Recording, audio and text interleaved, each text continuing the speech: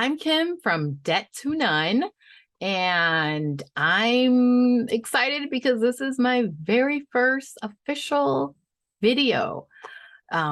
So I wanted to do my debt confession, um, yeah, and introduce everybody to myself using my face. Um, so like I said, I'm Kim. I have an Instagram account called Debt to None, and I started it at the beginning of this year, January, when I started my debt-free journey officially. So at first I thought I was going to do a YouTube, start with the budgeting YouTube channel. And I attempted to do it. I even recorded a video or attempted to record a video. It just kept messing up, and my camera just stopped recording and I didn't know it, like probably about a good 6 times. After doing a video, thinking I'm doing a video 6 different times and realizing the camera didn't catch it all, I gave up. So, but now fast forward 9 months later, I'm like, okay, you know what? Let's put a video out there.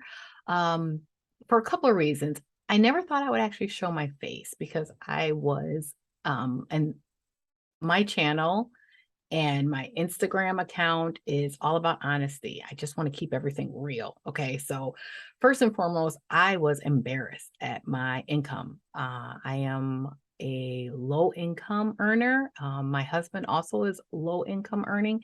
So, as a family, I think we bring in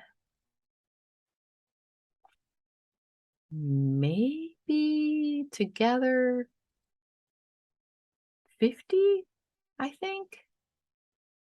It's something like that. I know technically I bring in more a month than he does because he is self-employed and he's a personal trainer and his income fluctuates, obviously. And sometimes he loses clients, especially with the pandemic. That that did cause us to take a little bit of a hit in that area. But you know, I think the reason why I just wanted to put everything out there and even put myself out there, my face, because number one, I actually do like talking to people and I have a million facial expressions. And I'm thinking, you know what? If I just do my hands, which initially I was going to do back in January when I was first thinking about this, it's like, no one's going to see my facial expressions. And I heard they can be really good. So I don't know. But like I said, initially I was embarrassed and I was okay with putting my information out there, but I didn't really want people to know who I was. But then I'm like, is that really me? Is that really Kim? Is she that person that's like hides, or she's not just forthright and just puts herself out there? No, it's not. So here I am. This is me. So, welcome to Debt to None and welcome to my debt free journey. On this channel, I will be chronicling my journey and my ups and downs because I've already had a few. Um, my original goal, I was going to have all my debt paid off by December of this year, and I wrote everything out. I had it all mapped. Everything was great. I'm thinking I'm going to throw $1,500 a month towards my debt, which is way too much on my income. I think I bring in maybe through 3,000 from my job, maybe sometimes less than that. $1,500? I mean, really? 50%?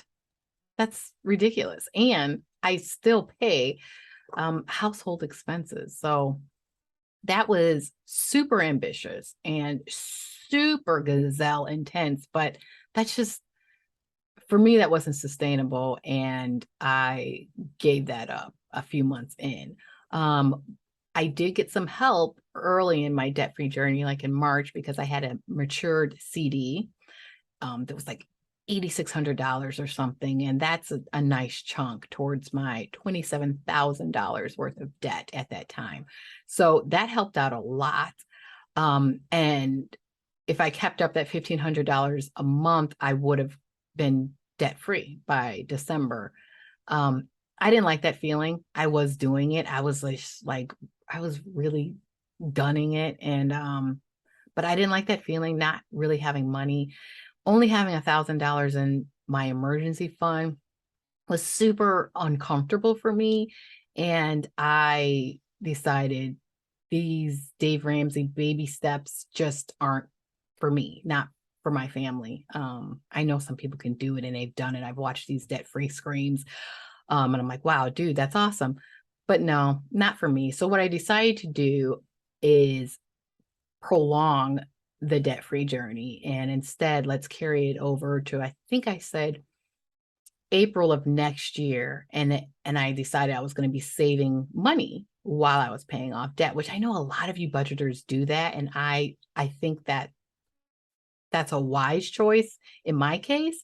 So I'm right there with you. But then what happened was I decided to get in more debt. Ah, whatever. I decided it's time to get a new roof, which technically it wasn't really time to get a new roof. I mean, my roof was old. I did have a visitor, a raccoon, to decide to rip off some shingles and then, live on the edge of my roof in the soffit fascia area. So yeah, that was fun. So after I got the trapper out and he caught that little guy, I was, there was a hole in my roof.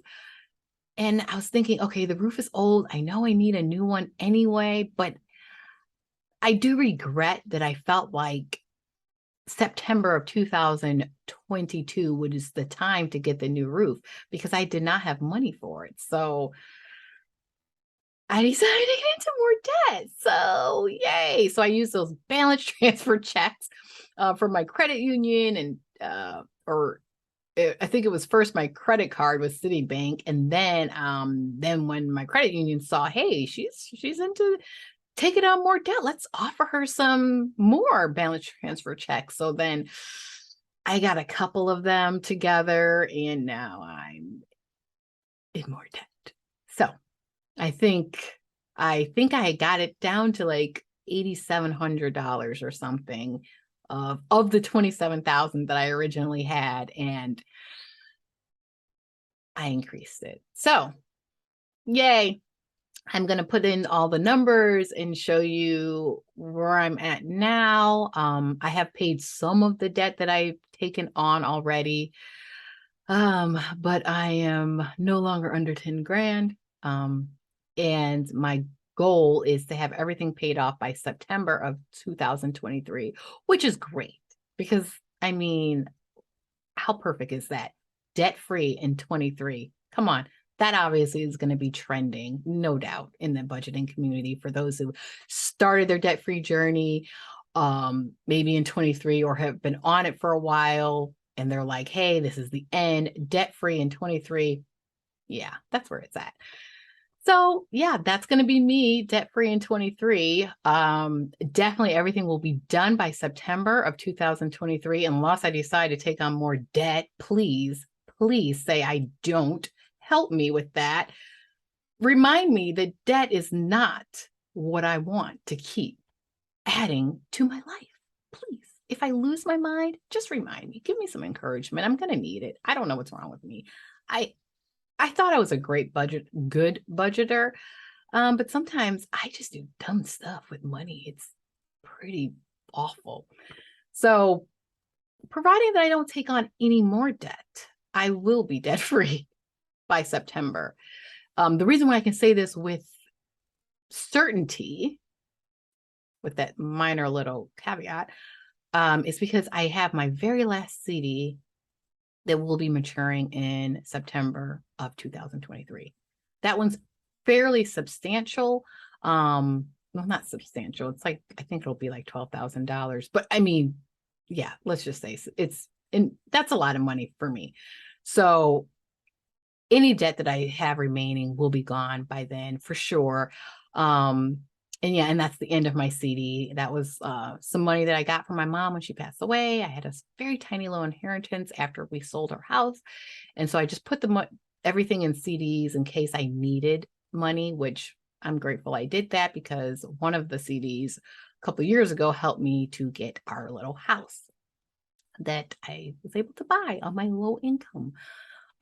So yeah, you can do a lot with a low income. So part of the reason for this channel is to share that just because your shovel is small doesn't mean that you can't get things accomplished. So also I want to share encouragement to other budgeters here, especially Michelle from Free to Fly. She's got an encouraging story that I relate to a lot, actually. I've commented on her channel. I follow her on Instagram as well. And we have some things in common. So she's super relatable. And those are kind of people that I just love. So thanks for checking in and following me on my journey. Let's get to the numbers. Okay, so as of September 2022, I have one, two, three, four, five credit cards with balance on them, and all of them are balances for home improvement that I have like done balance transfers. One from a really high interest loan for my siding, and window replacement, which I think was done in like 2020, windows in 2020, siding in 2021, and now a new roof, 2022. So I opened up more credit cards to do the 0% interest balance transfer. So now I have 5 open.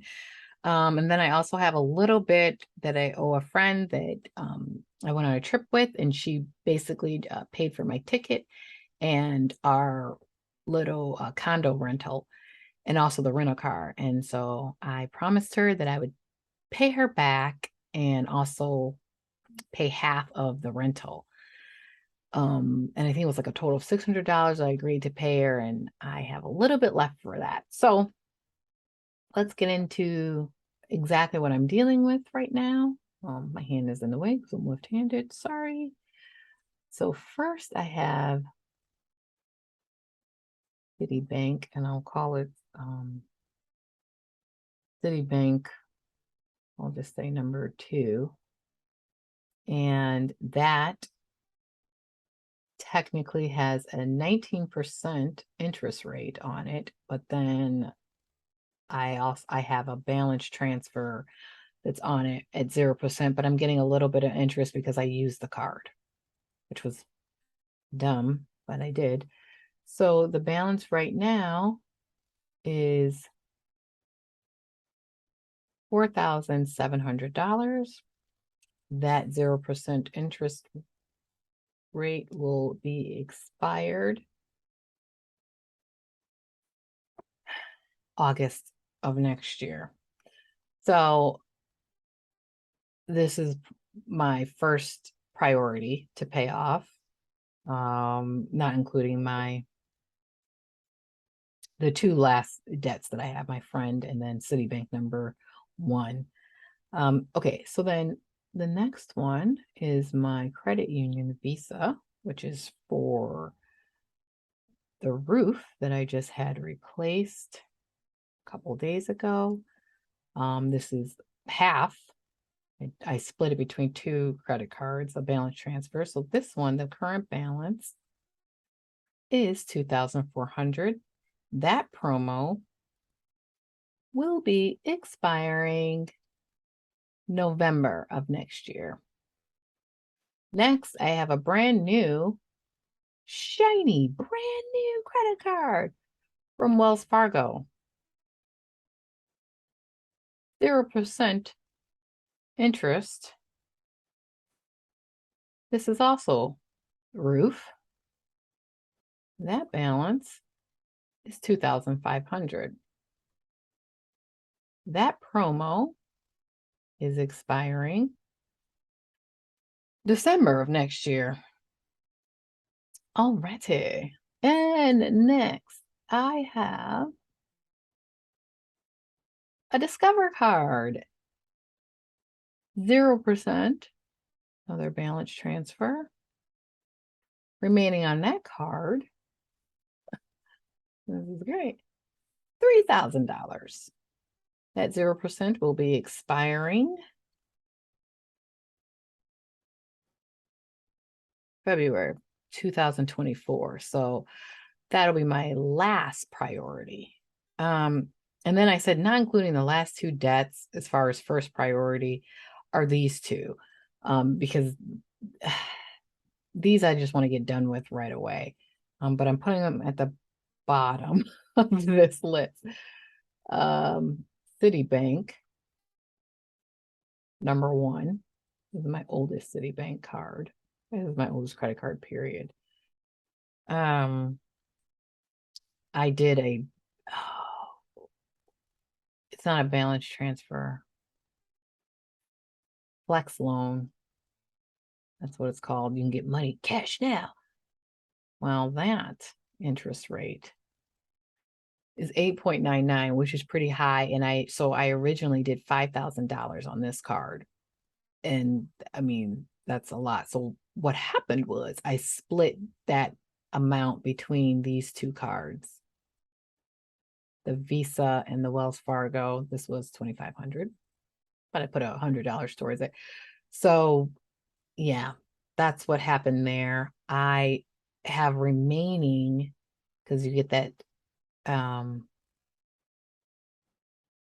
no, this wasn't a flex loan. Scratch that. This is actually a balance transfer, but it's 8.99. Yeah, this is not a flex loan.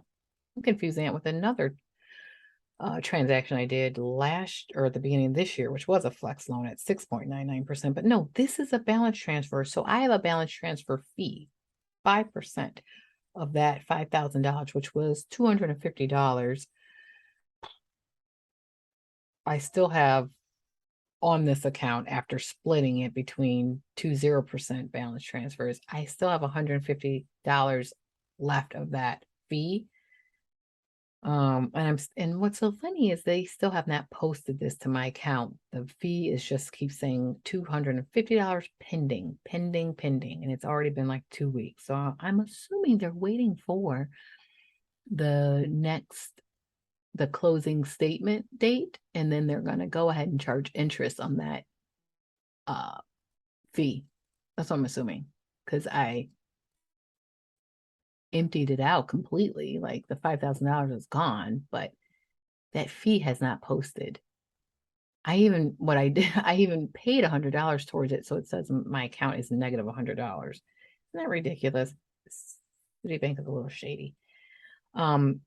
So promo expiration, I have no idea. I don't care. It doesn't matter, because this is going to be gone. Wait, it's next month, September, October. Next month, I'll pay the rest of it. And then my friend,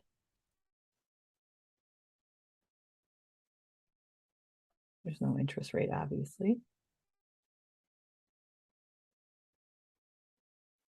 $100 or $150 to her as well. I wanted to get that paid off as soon as possible, but I believe I'll probably pay her in possibly October, maybe November. We'll see if I do have that 150 to give her. So what is the damage? All right. Let's see if I can do this. All right.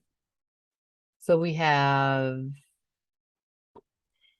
4,700 plus 2,400 plus 2,500 plus 3,000 plus 150 plus 150. Okay. So, isn't that nice? Oh. So $12,900. That's what I'll be paying off within this next year. So if this is something you're interested in, if you're like me and you love all types of budgeting videos and debt-free journeys, and just like to see people really work their hardest to make their way to a debt-free living, go ahead and subscribe. So I hope you join me and we can continue to encourage one another throughout this awesome goal. See you next time.